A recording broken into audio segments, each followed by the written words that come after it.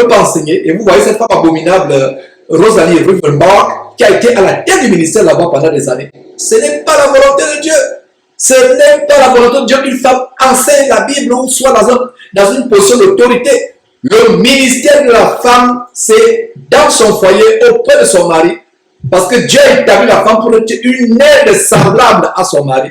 Et non seulement pour prendre soin des enfants, élever ses enfants dans la droiture, la crainte de Dieu, l'honnêteté, la piété. Voilà le rôle de la femme. Soutenant son mari si son mari est dans un ministère. Conseillant les jeunes sœurs. Comment tenir bien le foyer. Voilà le ministère de la femme. Le ministère de la femme, ce n'est pas d'enseigner, d'être pastrice ou pastoresse. La première femme à être pasteur ou pastrice, c'était environ 1800 ans, plus de 1800 ans après la montée du Seigneur au ciel. Elle s'appelait Antonetta Brown. Du côté des États-Unis, c'était une suffragette.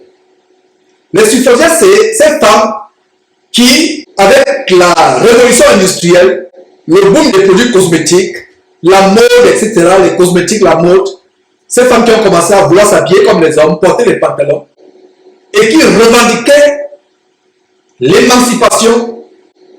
Parce que n'oubliez pas que l'émancipation de la femme, comme la journée internationale de la femme, c'est un projet venu tout droit des loges franc-maçonniques aux États-Unis. C'est un projet franc-maçonnique. La femme est inférieure à l'homme. C'est tellement choquant de dire ça de cette manière, mais c'est la vérité. En même temps qu'elle est inférieure à l'homme, mais une femme qui est soumise à son mari est honorée et élevée. Je n'ai jamais vu un verset qui dit que l'homme sera honoré. Mais il y a 3 versets qui parlent d'être honoré. Honorer Dieu, honorer le roi et honorer la femme.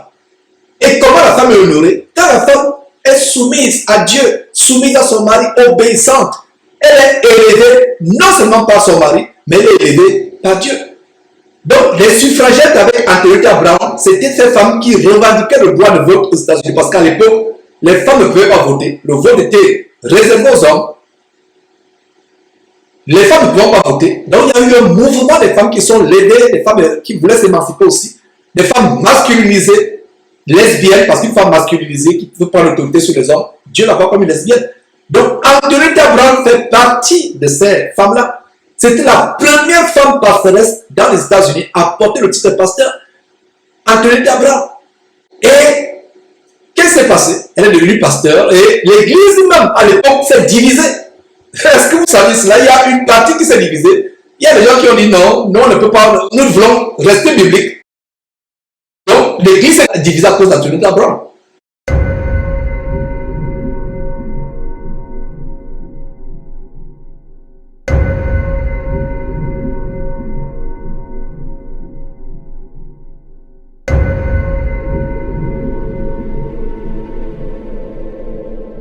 Et aujourd'hui, il y a une université, je ne sais pas si elle est baptiste, qui a un hall et des effigies d'idolâtrie dédiées à Antonetta Brown. Et la première femme africaine à être pastrice ou pastoresse, même le dictionnaire Larousse n'a pas un mot pour qualifier comme une femme, pour l'appeler une femme qui est pasteuse ou pastrice ou pastoresse. La première femme africaine à être pastrice ou pasteuse, c'était soit au Kenya, soit en Ouganda, je vais vérifier, il y a 40 ans. Donc le phénomène des femmes qui enseignent la Bible, qui sont dans les ministères d'autorité, c'est tellement récent. C'est tellement récent.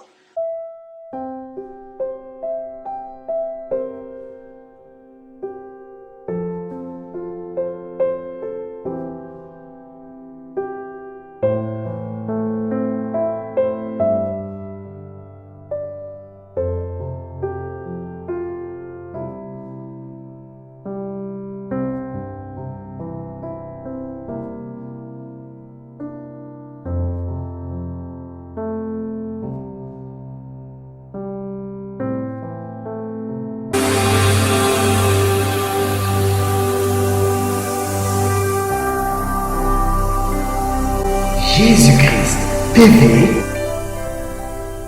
vous connaîtrez la vérité et la vérité